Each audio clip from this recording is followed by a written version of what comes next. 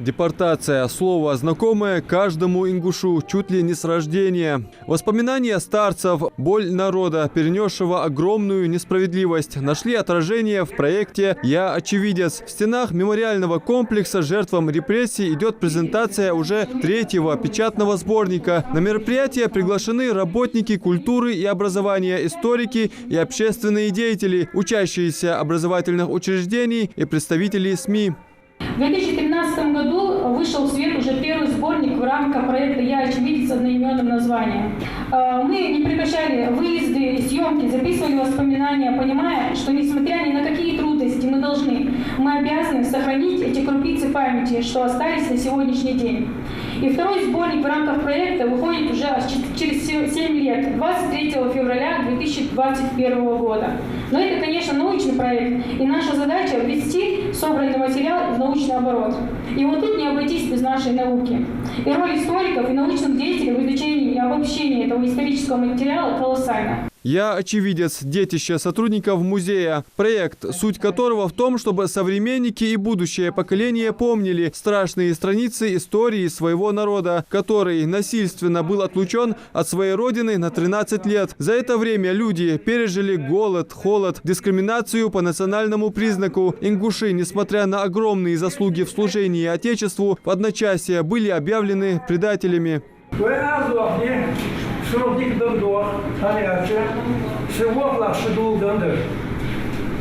Вемях Буалабе, Салти Ахошбер, Доха Халха. Эшхошбер, Хадда Ваха Ширю, Асан Буалабе, Дабуд, Шлатустон Хоч, Докпот Хабе, Эзер Салти Буалабе, Республики, Дабуажи Бехазур, Ахошбер. Срахи Дешиш, هم دوز اش بیقی بیقا خسی قصه بخور قصه کی بخور خسی هر بعض بوشنیا سیگه ساتی اخر خنامس سسکلیش شیک مولدیش فوش قرزش سایل چام کود مشیش قابلش تخیتش سنساریا.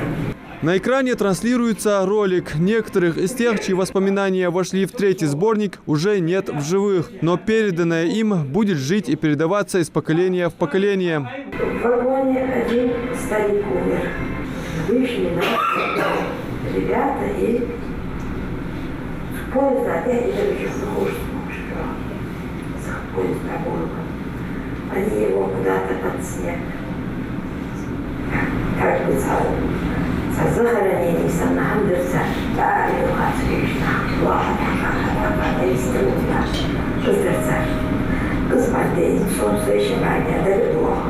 Сохранение этих живых свидетельств – одна из самых главных задач мемориального комплекса. С первых дней своего существования музей работает над развитием этого направления. С 2004 по 2006 годы изданы 3 выпуска сборника. Есть приговор, но нет вины. Это были брошюры, напечатанные на обычных принтерах. И вся работа строилась на личном энтузиазме музейных сотрудников. Со временем проект вырос в нечто большее. «Я очевидец» – своего рода продолжение этой работы. Героев своих съемок здесь находят очень просто. Люди сами обращаются через знакомых и родственников. Работники музея собирают по крупицам свидетельства тех, кто оказался в пучине депортации.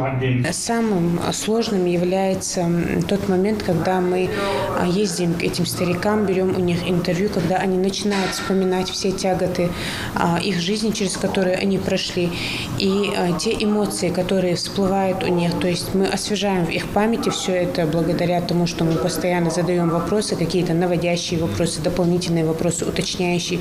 И, естественно, они вынуждены вновь погружаться в эти воспоминания. И для них это эмоционально очень сложно. Но нужно сказать, что это эмоционально сложно не только для них, но и для нас, для тех, кто уже записывает это, потом в дальнейшем прослушивает.